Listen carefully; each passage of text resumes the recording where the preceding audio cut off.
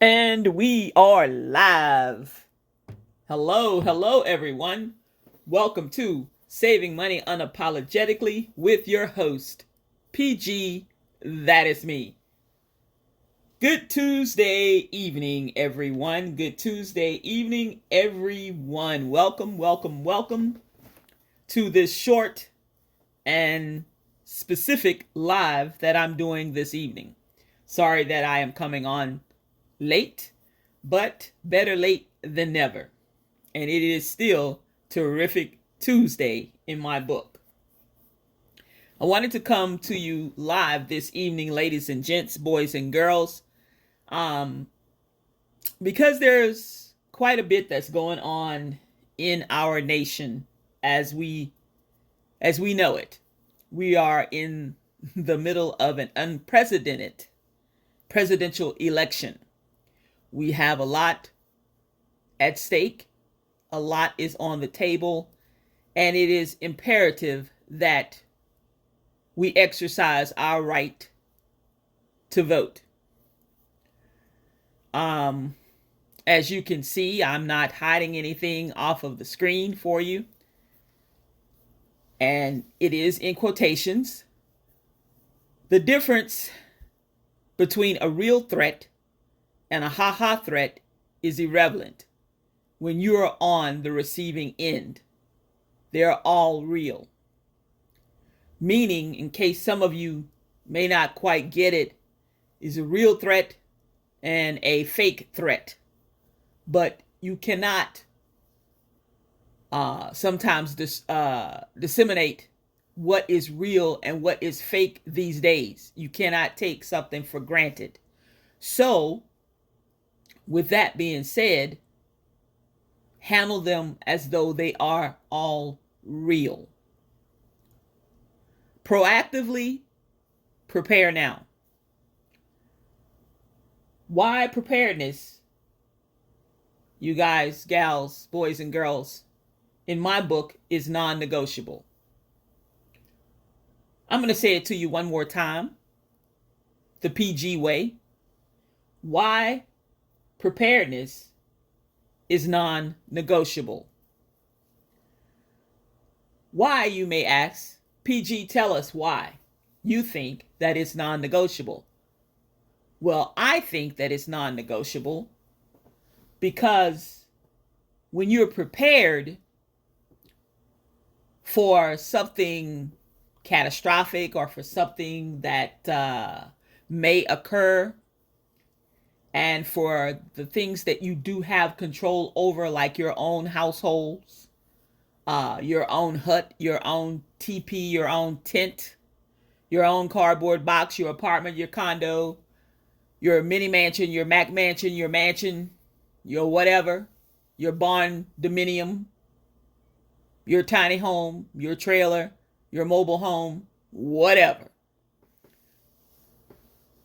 When you're prepared and when you put forth the effort to know where you are, to know what you can and may not be able to do in the event of a man-made disaster and or a natural disaster, because things we have to prepare in different ways for different scenarios sometimes, but at least have the basics on hand. And I've been talking about this for years now. If you are staying ready, you don't have to get ready. Yes, it may take you a minute to throw on a shirt, but if you're already wearing your pants and your underwear, you might just have to slip on your shoes and your socks, or some shoes, or just socks. However you roll, that's the way you roll. The way I roll over here may not be the same. But just know that I'm still prepared. And then vice versa. Just know that you've put in the work and the effort to be prepared. Whether you're single, whether you're unencumbered, whether you have a significant other, dogs, cats, mice, hamsters, gerbils, fish, bears, cats, whatever. What you may have to do for your household, I may not have to do for mine. And what I do for mine, you may not have to do for yours. So I'm saying to you that preparedness is non-negotiable, because why would you take a risk on just existing when you know something could perhaps pop off? Why not have an extra few canned goods in the pantry stored away for emergency purposes? Why not have alternative cooking measure for just in case something pops off? Why not have a little satchel or go bag, even a damn drawstring hefty trash bag in the back of your vehicle or in the trunk of your car or wherever, tucked away, with a change of clothes, a little blanket, even a throw, couple of bottles of water, maybe a pouch of tuna, a pouch of salmon or something, some crackers, some hard candies, just in case, maybe a pocket knife, maybe a compass. Why not stay prepared? Because if you're ready for something, you won't have to panic knowing already, because this is the way the mind works. When you know your shit is in disarray and you know you haven't done anything to prepare or to get ready for something, and you wait until the ultimate last minute, run out to the grocery store, the corner store, the Pack-A-Sack, the Save-A-Lot, the 7-Eleven, the Quick Trip, and you can't find anything, you're the blame. Not the people who purchased and grabbed the shit before you. You're the blame. And you have to take responsibility for your actions. So while there is time to do whatever, sure, money's tight with a lot of people. Within most households these days, we are watching our budgets. But trust and believe, if you like to go to Dunkin' Donuts, or if you like going to Starbucks or Chipotle or whatever, skip a day or two. Take that same money, go down to the Dollar Tree, go down to the Dollar General, go over to the Family Dollar, go to Kroger's, go to Wawa. I don't give a damn, go to Walmart, go somewhere. Purchase a few items. Put it under the counter. Put it in your pantry. Put it in your cabinets, under the cabinets. Put it under the sofa. Put it in the closet, under the bed, whatever, wherever you got to stick it. Stash it in the nightstand drawer that you don't use, that's empty on the bottom. And know that you have something that you can reach for in an emergency. Why am I saying proactively prepare now? It's because the FBI, the CIA, local governmental agencies, including the local authorities as well as the national authorities and what have you, sheriff's departments, police agencies, have all been looking at November of 2024. Why, you ask? Some of you may not even know what the hell November 5th is. That is Election Day. This is a very contentious race. And we have seen political discord. We have seen political violence. We have seen some attempts at assassinating a former president. But what is to come, we don't know. But when you look at statistics, and when you look at polls, and when you look at industry experts and people who study norms and things of this nature,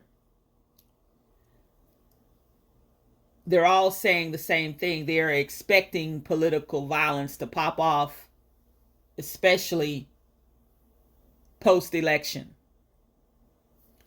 Now, what does that mean for you? What does that mean for me? What does that mean for businesses? What does that mean for organizations? What does that mean for places that we have to frequent? Governmental agencies, perhaps. State agencies, perhaps. Courthouses, schools, gyms, restaurants. What does this mean going forward in the next few days and the week plus or two to come? Voting places, voting polls. What does that mean for certifications? What does this mean when the electors and the poll workers and authorities in each county and state have to gather those ballots and secure those machines and secure those ballots and count those ballots and make sure that things are going in an orderly fashion and being done according to the law? Will that take place? Will there be bomb threats? Will there be bombs? Will there be violence at some of the polling locations against some of the polling workers?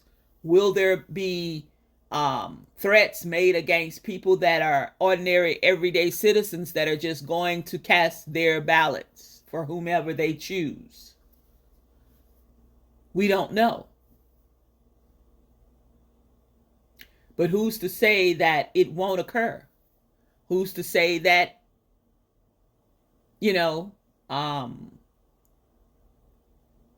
who's to say that things are going to just go smooth sailing? We don't know. But what we have to go on is January 6th, some years ago, just a short amount of years ago, occurred. We have that still etched in our brains while we were in the midst of a pandemic as well. We are all scarred from that. We all have some type of trauma from those two events. So it's best to prepare. And what preparation looks like for you may not be the same for me. What it looks like for the Joneses across the street may not be the same for the Williams family next door. What it looks like for the principal of Marcus Garvey Elementary School, it may not be the same at Booker T. Washington High School. So what you do to prepare and to shore up your pantries and to shore up to make sure you have a few dollars in pocket change, make sure that you have at least a half a tank of gas, making sure that you have some type of game plan of where things break out, especially if you're maybe in the inner city or maybe in a large metropolitan area, y'all. Where would you go if a riot broke out and you worked downtown or you worked uptown or you worked in the middle of a big district, or let's say the financial district in New York, let's say Metro Atlanta, and you have to ride the MARTA or the subway train into town to your job and all hell breaks loose? It's just a regular ordinary day, and by noon, they done took to the streets and they're tearing it down, burning it down, doing the most. Just take some time to think, but don't take too long. Make sure you have correct numbers for friends and family where you guys can check in on each other and what have you, or make a few phone calls. Make sure you're carrying, if you carry a backpack to work or a little satchel or a purse or whatever, or a man bag or a sling across, your chest or whatever, make sure you got an extra battery pack. Make sure you got maybe one more extra little charger. Make sure that you have a bottle of water that you don't touch in that bag. Make sure you have at least 1 day of your prescription meds or those things that you need. Make sure you have your contact solution, just even a little miniature one. Make sure that you have, something that you can pull from of your very own and not have to rely on someone else. Have a cigarette lighter on person. If it's middle of winter, maybe you can build a fire. Maybe if you got fire, somebody else can go outside maybe and get a few pieces of wood or whatever and go under the patio or whatever, and everybody could kind of warm themselves or something. It's a lot that we can think about doing. And it's a few things that we can carry on our person and a few things that we can carry in our vehicles and what have you. I see a lot of people on a daily, on the train, here and there, with a backpack. And I often wonder, what in the hell's in that? Because it be bulged out. Not all these people are homeless. Trust and believe. These are business people with suits on and they're going about their way or whatever. Laptops and different things. Make a little extra room for a few extra things that you can put. Make sure you have some small bills. Everybody should have at least $20 on person. Have at least 5 ones.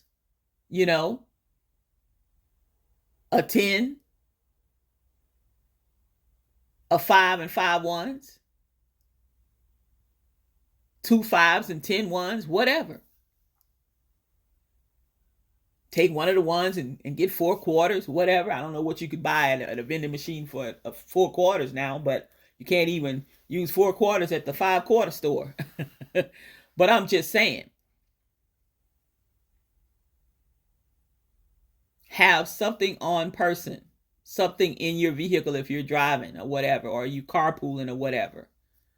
And if this is a regular and you carpool 5 days a week or 4 days a week, have your little something in that vehicle and say, hey, do you mind if I put this in your glove box? Do you mind if I shove this under the seat? And have a little extra for them as well. That's just good stewardship. You ride with that person. Yeah, you might be paying them or whatever. Sure. But in the event of an emergency situation or some shit breaks out, y'all, sometimes it's good to help each other. Everybody's not going to be your savior. Everybody's not going to be for everybody. But there's one person or maybe a couple of people that you can trust. I'm not saying everybody's going to act the same and love on you or whatever, or come to your rescue just because all hell done broke loose. Because some people are going to be only out for themselves. They'll turn on you in a New York minute.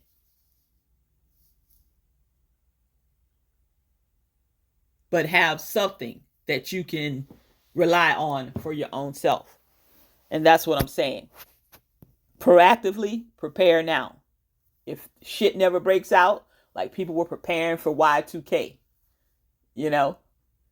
I went out, but I was still prepared. I was packing. I was in New Orleans, Louisiana, where I lived, where I resided, yes. But I went out. I watched the baby drop, had a good time, but I was well aware of my surroundings, where I was. I had one drink to toast the new year, bringing it in, and that was a wrap.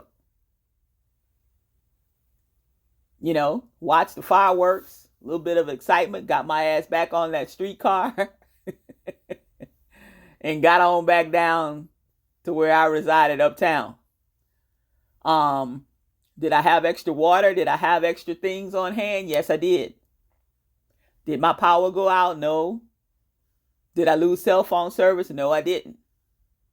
But I still was prepared. Was I able to drink the water that I had on hand? Yes, I did. Was I able to eat the few canned goods and extra stuff that I had on hand eventually? Yes, I did. Was I glad I was prepared? Yes, I was. Was I absolutely positively glad that nothing really occurred in the city of New Orleans? Absolutely. But I still had that plan and I stuck to it.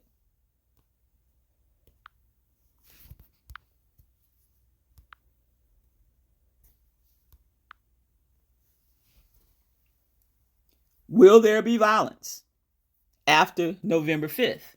I don't know. Do you know? Who knows?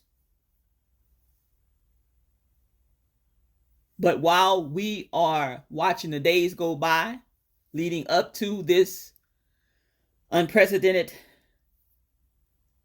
election, probably one of the most important elections, or the most important election in my lifetime, I know for sure, and for a whole lot of other people.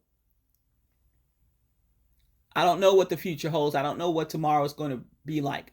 I don't know what November 5th will be like. I don't know what November 6th is going to be like. I don't know. I don't know who's going to win. If I had a crystal ball, hell, I wouldn't tell you anyway. I'd keep it to myself. But I do know that we still have time. You still have time to prepare, time to gather a few things, whatever you think you might need. A lot of people have a lot of things already at their disposal. Just make sure you know where they are, where you can put your hands on them. Dust them off. Turn on your propane stove, your camp stove. Light it up. Make sure you don't need a part for it. Make sure that it's working properly. Make sure that your deep freezer is working. Make sure that, you have an ample supply of water or whatever you need. We may have to hunker down. Right after the goddamn hurricane, next thing I know, BioLab had to turn loose some chemicals on us here in Conyers, Georgia. People are still reeling from that. It's going to be years. People are going to develop diseases and things, unfortunately. But after, they wanted you to shelter in place, I didn't have to go out. I had everything that I needed and then some. Didn't even have to worry about, I got to run to the store. Nah, I had no reason to go to the store. For what? I got to go to the bank. My credit union was closed. Yeah, I could have driven over across on 138, Highway 138 to Chase, which is the bank I use, and then I use the credit union as well. I'm a member of the credit union, but I didn't have to. I had some money on hand, on person. Yep, sure did. Didn't have to go to the pawn shop to buy some bullets or anything. I had everything I needed. Like I said, I'm going to say it again. I had what I needed and then some. So I'm just saying, not everyone has a stash of this, that, and the third. But even if you have an extra 12-pack of tissue is $50 a damn roll these days. Paper towels, heaven forbid, that's $25 for a 6-pack or 8-pack, something crazy. I'm just exaggerating, but it's close to it. Yeah. I've never in my life paid $20 for some damn toilet paper. And I don't plan on it. I got enough toilet paper to last me at least another year and a half. I got enough paper towels to last me at least another year and a half. How did I get those? Couponing. And buying when the getting was good on sale. Yep, sure did. Taking the little extra money that I would get on Ibotta when I would buy different things, and then they would give me a rebate back in cash, and I'd cash out to my PayPal account. And then next week I'd find there was a sale on Scott's tissue or on Bounty paper towels or whatever. And I would buy it that way and stack it up and stack it to the ceiling. Yeah. Because it doesn't fucking go bad. Did I have to mail toilet paper during the pandemic? I did. To a couple of people that I knew that reached out to me and was going crazy because they didn't have any tissue and they couldn't find any in the stores. I said, don't worry, I'll send you a 4-pack to get them jump started. Hell, I sent them that 4-pack. I paid for the shipping of that. Some of them, sent me a little something in PayPal or whatever. I didn't ask for it. I just did it. Had a little extra. Didn't mind helping my fellow people.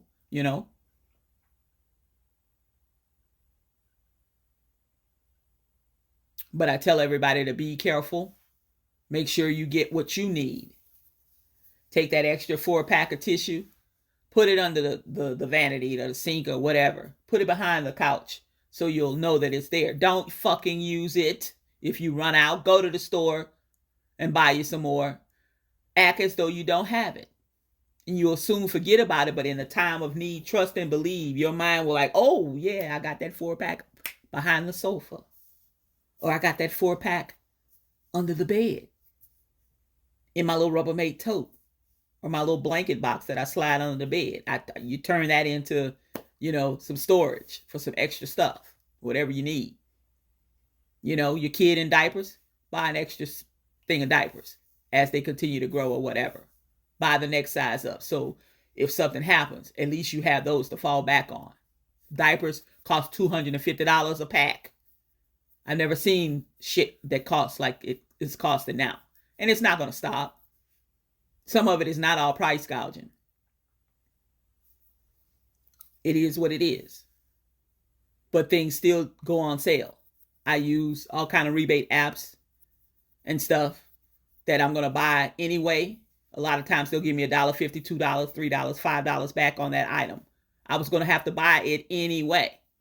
Then I happen to catch it on sale. Then I bought a rebate back of $4 or $5 on that one item. Then I got $2.50 back on some coffee or whatever. And I don't even drink coffee, but my elderly friend does. And when she would come, I'd make sure that I had coffee on hand for her. Different things. And you can cash out when you get to $20. Hell, I go to the store once or twice. I'll trust me. With sales and coupons and digital coupons stacked together and different things, trust me. I can go to the store once or twice in a week. And I'm going to have at least $20, $25 to cash out like that. I cash out to my PayPal and I sit on that. And then I roll that PayPal money back on some items that I was going to purchase anyway or whatever. And happens to have a rebate on it or whatever. And they're giving me cash back on a few of those items and I get another $8 or $10. It may take me 2 weeks to get to that $25 threshold or that $20 threshold. Okay, that's fine.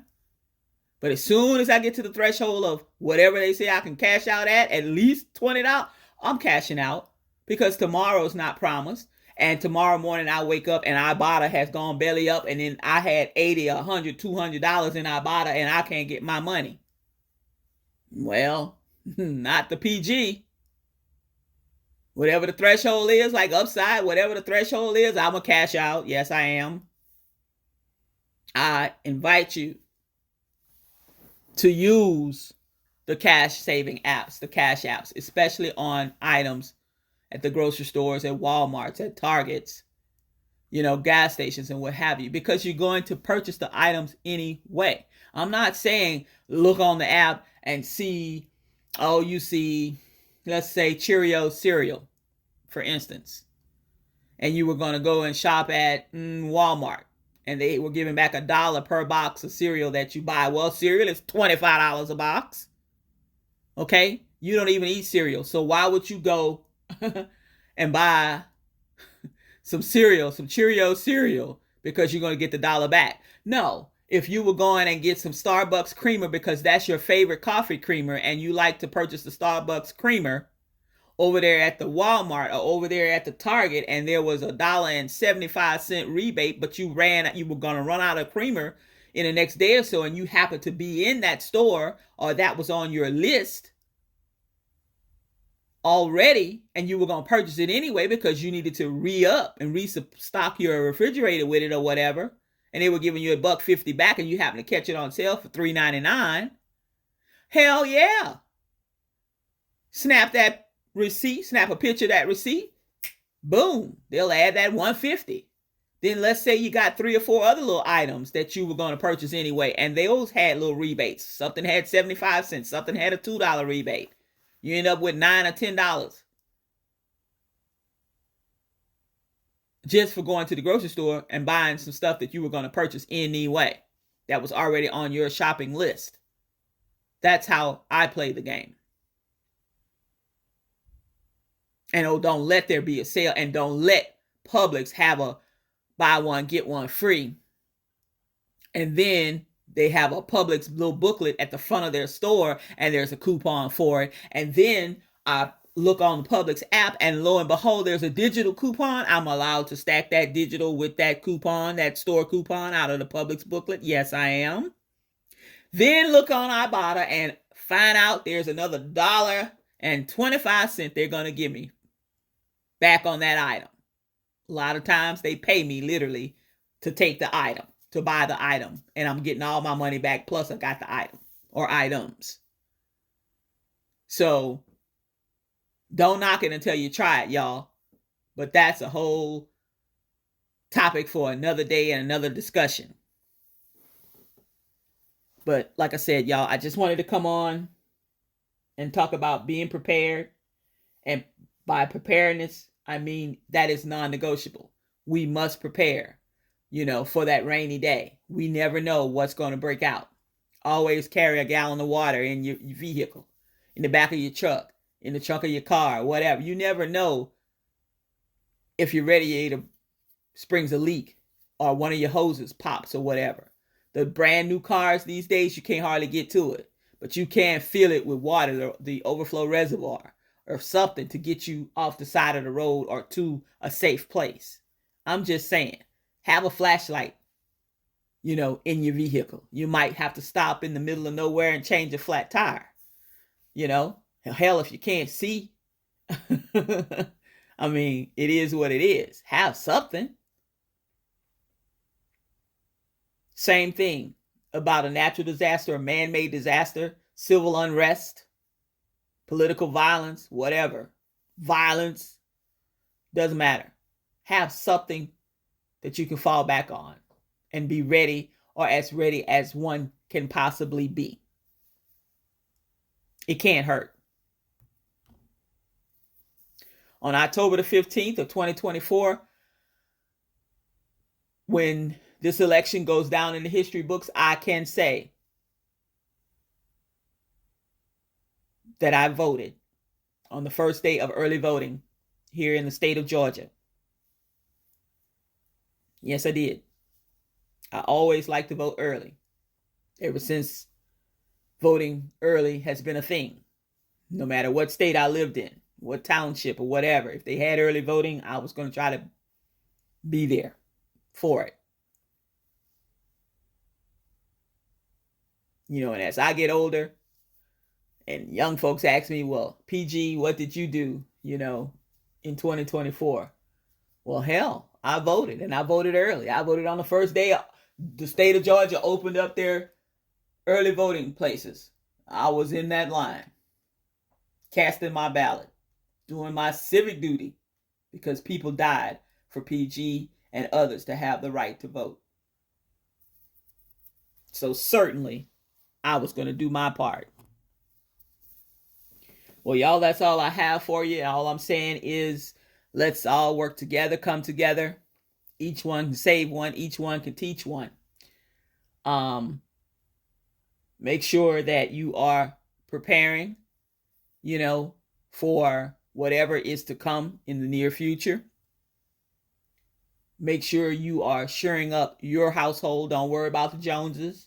Don't worry about the guy at work or the gal at work or your person that sits in the cubicle next to you or whatever. Don't worry about them. You might strike up a conversation, say, child, did you go down there to Publix and gather up a few things, girl? Because we don't know what's going to happen in the next storm or, unrest or rioting in the streets or whatever. We have to hunker down. That's fine. But take care of yourself first and you and yours first. Your household. Y'all get together, have a little family meeting or whatever. Say, hey, I got an extra $10 I'm going to have, to go towards our weekly budget for the house or whatever. The husband might have an extra 15 or 20. The wife, if you got children that are grown and are working a part-time job, hey, look here, baby, we need $5 extra next week. Or we need $10 extra to put together. We making a little preparedness packet. We making a little preparedness closet. And we're going to put these things. This is not for us to eat and chew, chat and chew and eat it all up and do whatever. This is for when we need it. It's available if anything happens and we got to stay hunkered down in our house or whatever, or our condo or apartment or wherever. this is some of the items that we can pull from and use safely. You just got to talk to them, and you got to make sure that everybody is on the same page and understands. If you got kids that are sneaky and just nasty, put a lock and key on the door. Put a lock on it. And they don't know where the key is. Simple. All right, everyone. It's been great talking to you. You have been listening to Saving Money Unapologetically with your host, PG. That is me. Yes, I can ramble, and yes, I can go on for quite a while. But I'm just trying to bring the point across and hammer home on some things that I feel are critical right now that we need to be thinking about going forward, moving forward. That's all I have for you. I hope that you're all doing well. I hope that you all have a great rest of your evening and a fantastic rest of your week. Bye now.